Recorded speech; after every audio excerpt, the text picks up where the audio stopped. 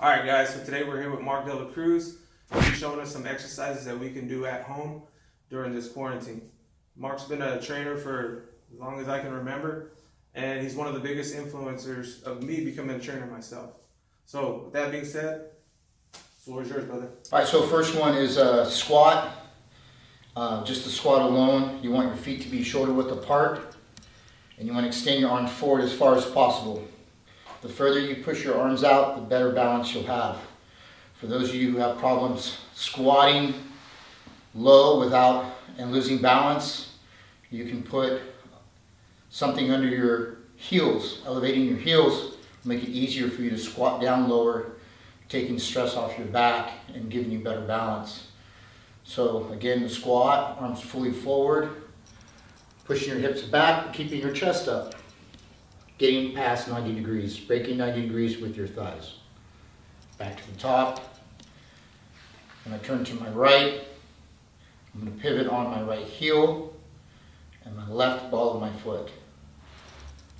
Keeping my balance. Sometimes it can be difficult. If you need to put your hand to the ground to catch your balance, that's fine. Once I'm in this position, I should be in a correct lunge position. I'm bringing my back knee down very slowly to the ground. All the way down if you can. If you need to put a towel or a cushion there, you can. Come back up. Okay, you go back towards the squat position. Now I'm on the left side.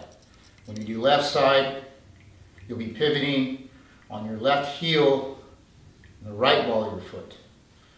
Left heel, right ball of your foot. Keeping your balance. Bring your back knee down towards the ground, nice and slow. Be sure that your knee, your forward knee, is not going past your toe. Your heel should not be coming off the ground. Your heel should be on the ground, making your back leg carry the weight. Back to the squat position. All right, so the next one, you just do a basic push-up. We're going to a basic push-up position. So I'm going to turn sideways so you can see my body being straight. Okay, so when you're doing a push-up, your body should be flat as a board. So example, when I'm in a push-up position, this is not a good push-up position. Neither is this. Okay, I want my body to be very straight, and I should not let my head look down when I'm doing a push-up. Okay, I need to keep my head up. Okay, that's going to help keep my back straight if I look forward. Okay, now when you're doing a push-up in hand position, you want to make sure that your elbows aren't coming outward. My elbows should be countered, kind of pushed back at a 45. So if you can see here on the camera, I'm not sure, but this is wrong. I want my elbows to go back to a 45-degree angle. So my elbows should be pointing back. Okay, and I should be looking forward when I do a push-up. Now, a lot of people can't do a regular push-up because you're not strong enough, and that's okay. You can do them from the knees. If you're doing them from the knees, you have to make sure that the point of contact on the ground, coming up towards your upper body, is straight. So if I'm doing these from my knees, and I have correct hand position, I want to make sure that my hips are down, so my body is in a straight line. Straight line is from my knees to my upper body. So this wouldn't be straight, and then this wouldn't be straight either. I lower my body as one unit, keep my elbows back, looking forward, one unit. Okay? You can do either one. What I would suggest for the advanced guys first is do as many push-ups as you can. Go to muscle failure on one set. As soon as you finish one set of push-ups, then we'll start what's called a push-up plank. This will engage your chest muscles, your shoulders, but it'll force your triceps or the back of your arms to do more of the work now. So a push-up plank looks like this. If you go to a push-up plank, it's the same start position as a push-up. Okay? For this one, some of you guys are going to need to put some cushion down on your arms to bring your arms down, like a pad. You can fold up a blanket. But at any rate, I'm just going to lay my forearm down on one side, and then my other forearm follows. I maintain my good push-up position. Now, from here, when I come up, I'll come up on the same side I went down on. Then I come back up. Now I'm back in a push-up position. Now I'm going to go back down. When I go back down, I'm going to go down on my left side now and come up on my left side.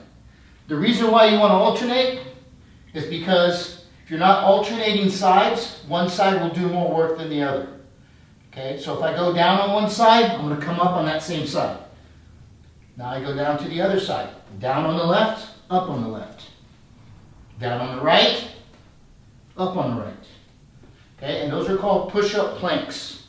On the push-up planks, I would suggest to do the push-up planks for sets, time sets. So 2 sets of 30 seconds, 3 sets of 30 seconds, whatever your physical ability allows you to get to.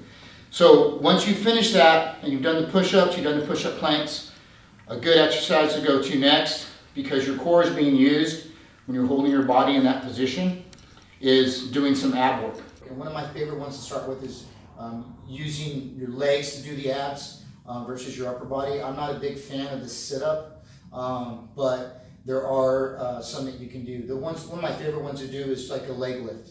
So I like to do the leg lifts, using my hip flexors and pulling my knees in and then kicking my legs up. And we do these in a jiu-jitsu setting, so that in jiu-jitsu you have to be able to fight and pull people in with your legs sometimes. So we do these there. So this is how you do them. They're called up and outs. So right here we're using this pad here. So the up and out, the idea is to use my legs. I'm going to take my legs and pull my heels in as far as I can to create momentum. And once I get them in, I'm going to kick my legs up.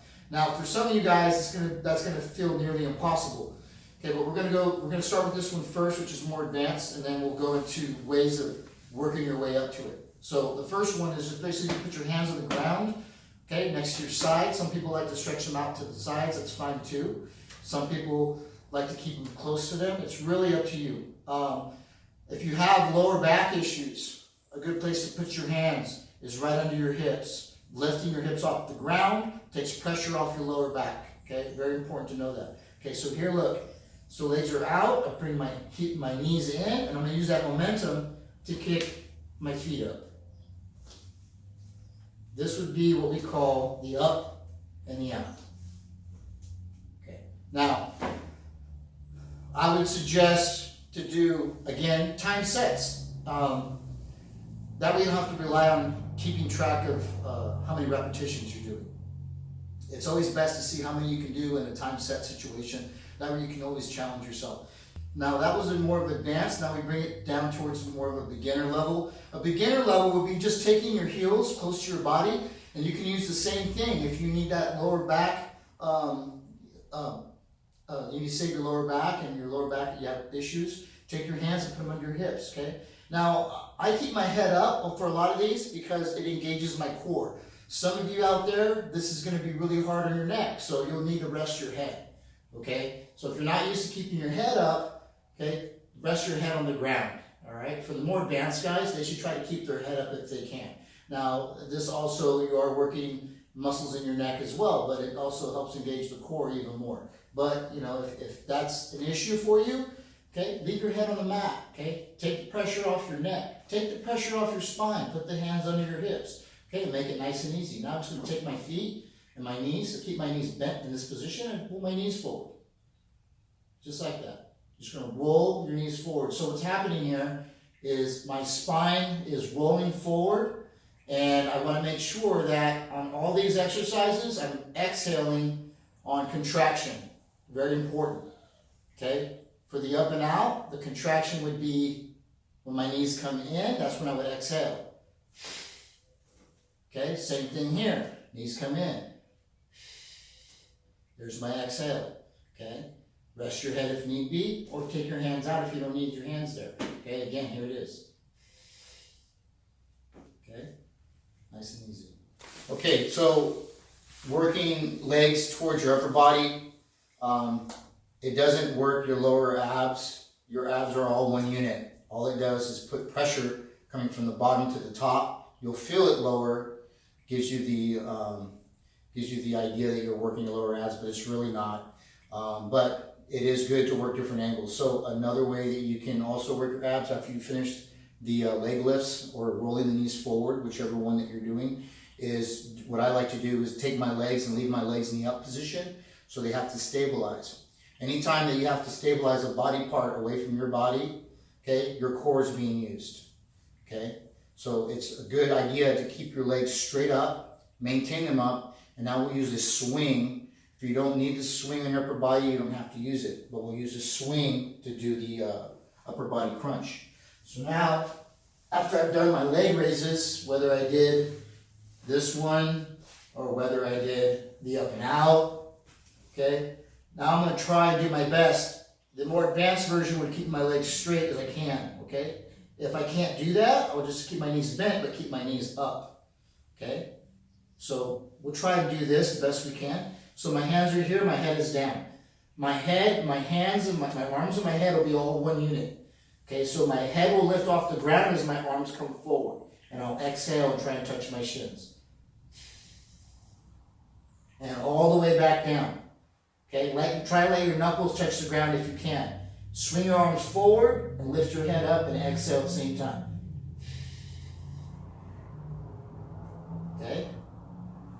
Less advanced version, legs come down, knees are still up. I can bring my arms in if necessary. Now I'll try to lift my head and my arms up and touch my hands to my knees. Back down, again. Okay? And there's a couple of variations for outs.